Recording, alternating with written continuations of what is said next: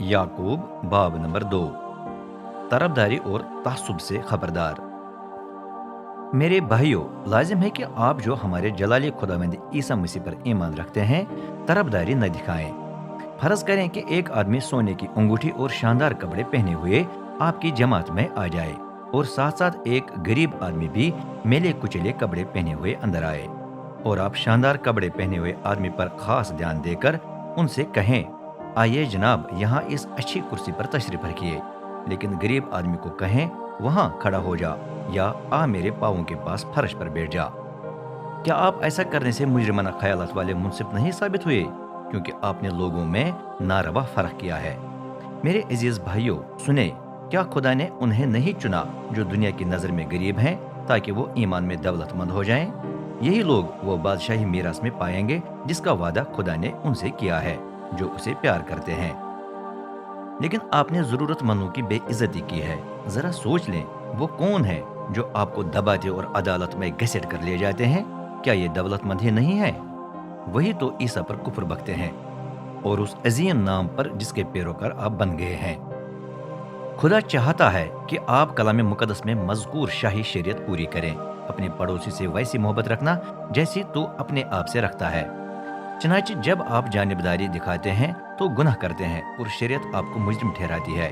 मत भूलना कि जिसने शरीयत का सिर्फ एक हुक्म तोड़ा है वो पूरी शरीयत का कसूरवार ठहरता है, क्योंकि जिसने फरमाया जिना न करना, उसने ये भी कहा कत्ल न करना। हो सकता है कि आपने जिना तो न किया हो, लेकिन किसी को कत्ल किया हो, तो भी आप इस एक जुर्म की वजह से पूरी शरीयत तोड़ने के मुजरिम बन गए हैं। चनाचे जो कुछ भी आप कहते हैं और करते हैं, याद रखें कि आज़ाद करने वाली शरीयत आपकी अदालत करेगी, क्योंकि खुदा अदालत करते वक्त उस पर रहम नहीं करेगा जिसने खुद रहम नहीं दिखाया, लेकिन रहम अदालत पर गालिब आ जाता है। जब आप रहम करेंगे तो खुदा आप पर रहम करेगा।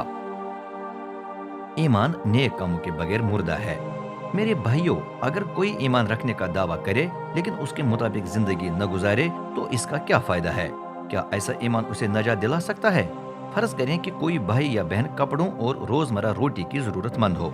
ये देखकर आप में से कोई उससे कहे, अच्छा जी, खुदा हाफिज, गर्म कपड़े पहनो और जी भर कर खाना खाओ, लेकिन वो खुद ये जरूरियात पूरी करने में मदद न करे।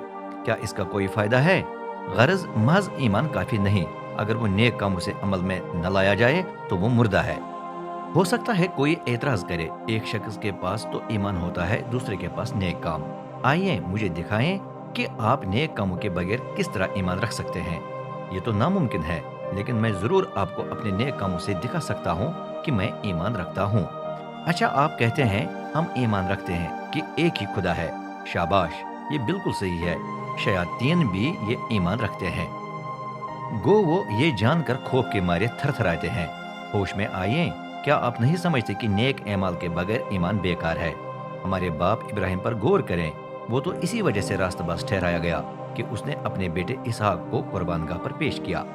आप खुद देख सकते हैं कि उसका ईमान और नेक काम मिलकर अमल कर रहे थे। उसका ईमान तो उससे मुकम्मल हुआ जो कुछ उसने किया, और इस तरह ही कलाम मुकद्दस की ये बात पूरी हुई। इब्राहिम ने खुदा पर भरोसा रखा, इस बिना पर खुदा ने उसे रास्तबाज करार दिया। इसी वजह से वो खुदा का दोस्त कहलाया। यूं आप खुद देख सकते हैं कि इंसान अपने नेक एमाल की बिना पर रास्तबाज करार दिया जाता है, न कि सिर्फ ईमान रखने की वजह से। राहिब फाहिशा की मिसाल भी लें, उसे भी अपने कामों की बिना पर रास्तबाज करार दिया गया जब उसने इस्राएली जासूसों की मेहमान नवाजी की और उन्हें शहर से निकलने का दूसरा रास्ता दिखाकर बचाया। गरज जिस तरह बदन रूह के बगैर मुर्दा है, उसी तरह ईमान भी नेक एमाल के बगैर मुर्दा है।